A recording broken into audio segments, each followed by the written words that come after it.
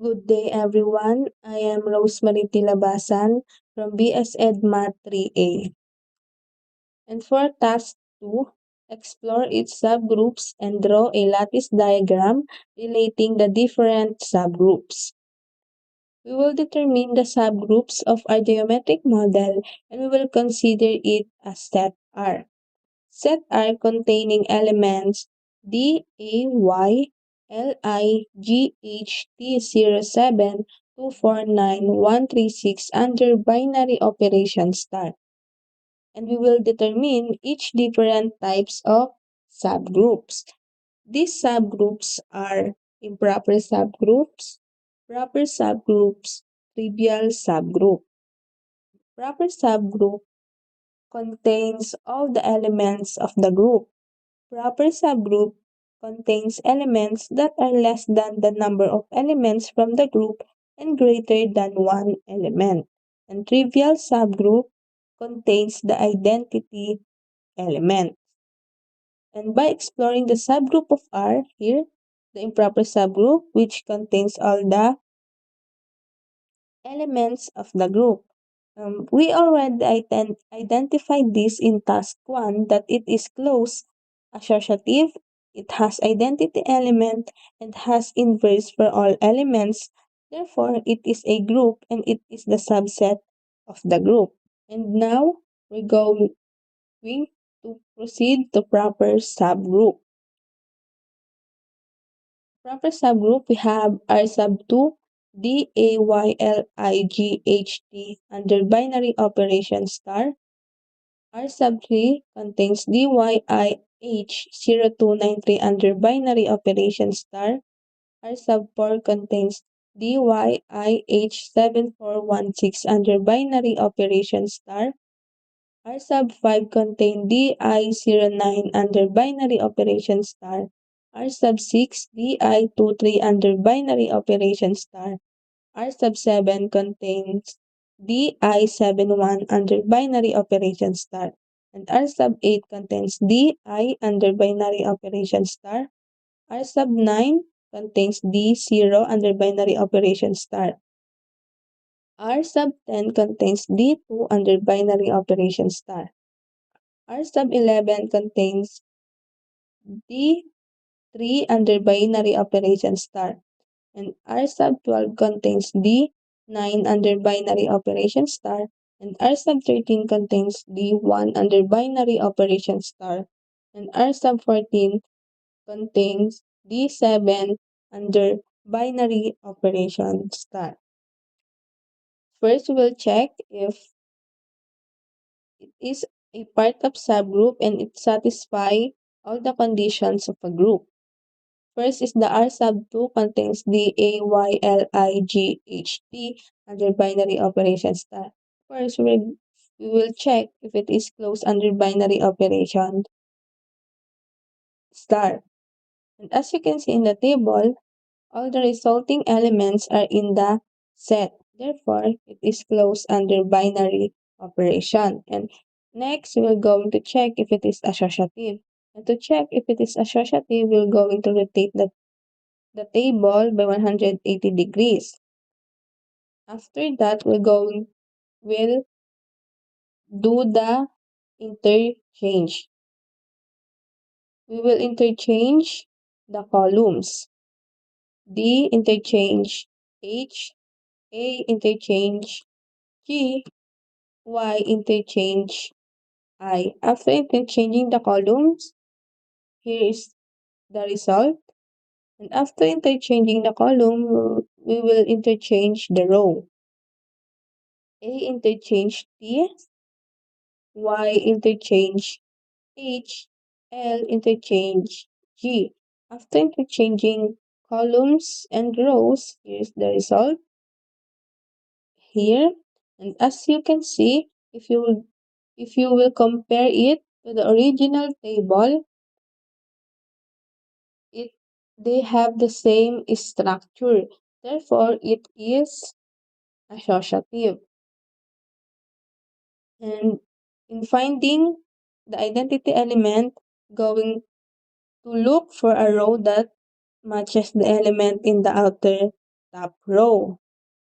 Then we have this row. And we look for a column that matches element in the outer left column. And then we have this column. And the intersection of column and row is the identity element. So our identity element, which is the intersection of rows and column, is D. Therefore, identity element exists and the identity element is D. And we need to determine whether the inverse of element also exists. And our identity element is D, therefore we will consider it in finding the inverse element. And the inverse element of D is D. The inverse of A is T. The inverse of Y, H. Inverse of L is G. The inverse of I is I. The inverse of G, L, and the inverse of H is Y. The inverse of T is A. Therefore, it satisfied all the condition. It is a part of subgroup. Next one is R sub 3 contains DYIH0293 under binary operation star. Let's check. Let's check if it is closed under binary operation star. And as you can see, the resulting elements of the table is in the set. Therefore, it is closed under binary operation star. And to check if it is associative, we're going to rotate the table by 180 degrees. And after rotating it, we're going to interchange rows. Y interchange H, 0 interchange 9. And the result is here.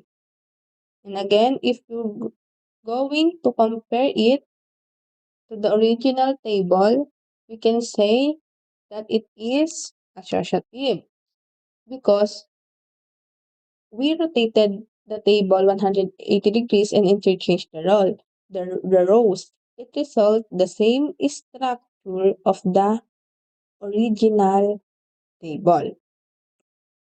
Now let's proceed to the identity element. So the intersection of our row and column is D. Therefore, the identity element exists and the identity element is D. Since the identity element exists, the inverse element exists. And the inverse of D is D. Inverse of Y, H. Inverse of I. Inverse of H is Y. Inverse of 0, 0. Inverse of 2 is 2. Inverse of 9 is 9. Inverse of 3 is 3. Since all the conditions are satisfied, therefore R sub 3 contains DYIH0293 is a part of subgroup. Next, R sub 4 contains DYIH7416 under binary operation star. It is closed under the binary operation because the resulting elements are in the set. And we're going to check if it is associative. We rotated the table 180 degrees and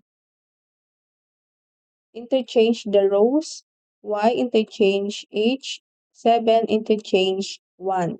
And the result is here. And we're going to compare it to the original table, and they have the same structure, therefore it is associative. And for identity element, the intersection of this row and the column is D, therefore the identity element exists, and the identity element is D. Since the identity element exists, inverse element exists, and the inverse of D and D is D, inverse of Y and Y is H, inverse of I is I, inverse of H is Y, inverse of 7 is 7, inverse of 4 is 4, inverse of 1 is 1, and inverse of 6 is 6.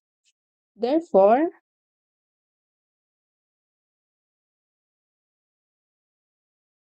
there is an existence of inverse element in each element. Since all the conditions are satisfied, therefore R sub 4 contains DYIH7416 under binary operation star is a part of subgroup. And RI09 under binary operation star, it is closed under binary operation star, and it is associative if we rotate the table by 180 degrees, and the result is same in the original table, and our identity element is exists, and the identity element is D, and inverse element exists, and the inverse element of D is D, inverse element of I is I, inverse element of 0 is 0, inverse element of 9 is 9. Since all the conditions are satisfied, therefore R sub 5 contains DI09 is a part of subgroup. Next is R sub 6 contains DI23 under binary operation star. It is closed under binary operation star because the resulting elements are in the set. And to check if it is associative, we rotate the table by 180 degrees. And as you can see, they have the same structure and result in the original table, so there it is associative. And our identity element exists, and the identity element is D. Inverse element exists, and the inverse of D is D. Inverse of I is I. Inverse of 2 is 2. Inverse of 3 is 3. Therefore, it is part of a subgroup because it satisfies all the conditions.